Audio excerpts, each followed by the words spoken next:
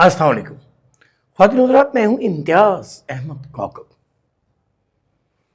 جنید صفدر کی شادی، میری مراد ہے محترمہ مریم نواز صاحبہ وزیر اعلیٰ پنجاب کے بیٹے کی شادی۔ میرا مطلب ہے کیپٹن صفدر اعوان کے فرزند ارجمند کی شادی۔ امبانی کی شادی انڈیا میں اور پھر پوری دنیا میں بہت مشہور ہوئی۔ امبانی سے مراد ہے امبانی کے بیٹے کی، اور جس شادی نے ایک شور برپا کیا ہے پوری دنیا میں وہ ہے جنید صفدر کی شادی۔ میں نے مختلف لوگوں کی آراء دیکھی بھی ہیں، پڑھی بھی ہیں، سنی بھی ہیں، لیکن ان کی آراء کو بھی سلام ہے۔ اپنے اپنے جذبات ہیں، اپنے اپنے احساسات ہیں، اپنے اپنے خیالات ہیں کہ ہر بندے نے شادی کو کس نظر سے دیکھا ہے۔ میں سمجھتا ہوں کہ اگر مریم نواز صاحبہ نے 3 دن مہندی پہ، بارات پہ، ولیمے میں 3 نئے خوبصورت اور مہنگے لباس پہنے ہیں تو کسی کو کیا تکلیف ہے؟ اگر کیپٹن صفدر اعوان نے 3 دنوں میں 3 ڈریسز پہنے ہیں تو کسی کو کیا تکلیف ہے؟ اگر میاں محمد نواز شریف نے 3 دن 3 لباس زیب تن کیے ہیں تو بھائی کسی کو کیا تکلیف ہے؟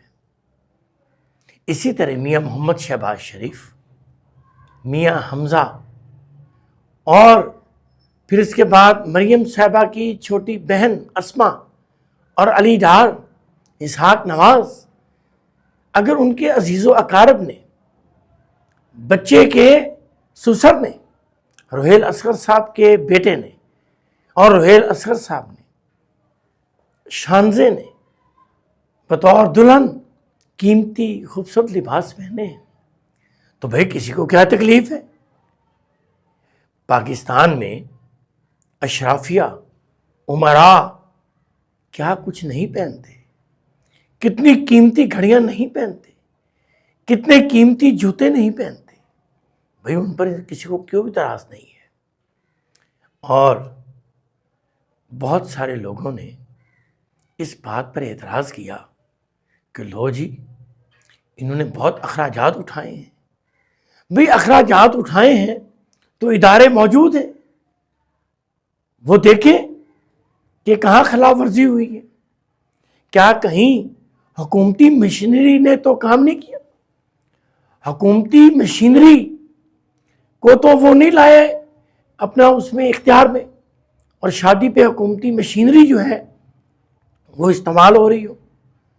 اس کو دیکھنا چاہیے، اس کو پرکھنا چاہیے کہ جو پیسہ انہوں نے لگایا ہے بھئی وہ کہاں سے آیا؟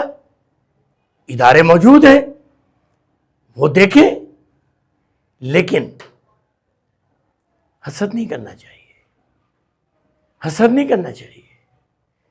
کوئی رحمت دو عالم صلی اللہ علیہ وسلم سے ایک صحابی نے پوچھا کہ یا رسول اللہ میرا دل چاہتا ہے کہ میں اچھے کپڑے پہنوں۔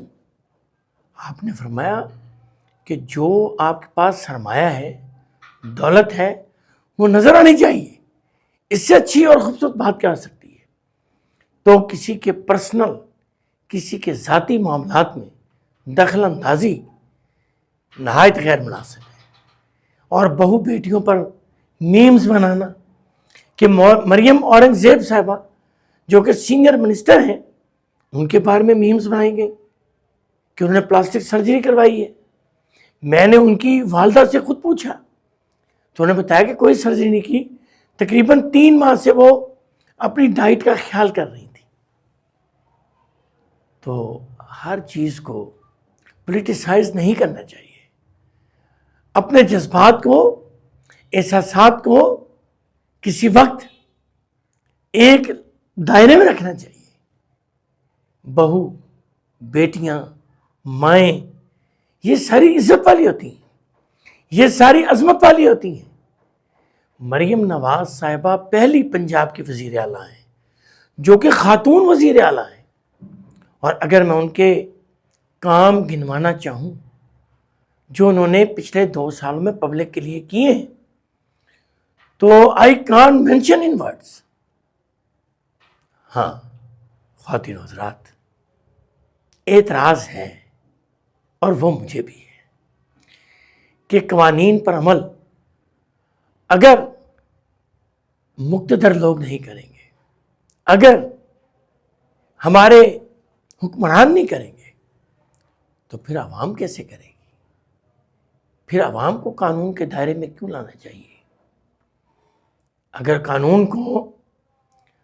قانون کو وہ سمجھتے ہیں کہ یہ ایک مکڑے کا جالا ہے، ہم اسے چیر پھاڑ سکتے ہیں، تو پھر قوانین کیا صرف غریب کے لیے؟ محترمہ مریم نواز صاحبہ نے فرمایا تھا کہ بھائی آئندہ سے ولیمے پہ 1 ڈش ہونی چاہیے،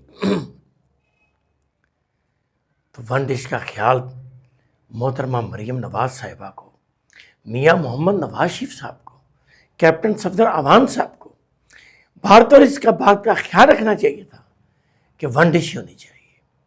1 ڈش کا خیال صرف عوام نے نہیں کرنا، اور یہ قانون بہت اچھا ہے۔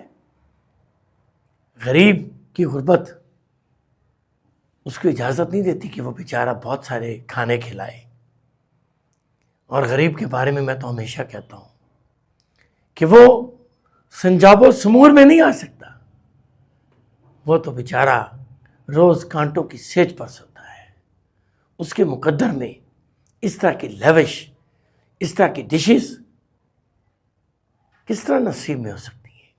ایک دیہڑی دار، ایک چھابڑی والا، ایک مزدور، ایک عام شخص اپنے بیٹے اور بیٹی کے لیے اتنی ڈشز کا اہتمام کر ہی نہیں سکتا۔ میں محترمہ مریم نواز صاحبہ کو خراج تحسین پیش کرتا ہوں کہ 1 ڈش کا اعلان کیا، لیکن جنید صفدر کی شادی پر بھی 1 ڈش ہونی چاہیے تھی۔ کیوں جی؟ کیا خیال ہے آپ کا؟ Thank you very much.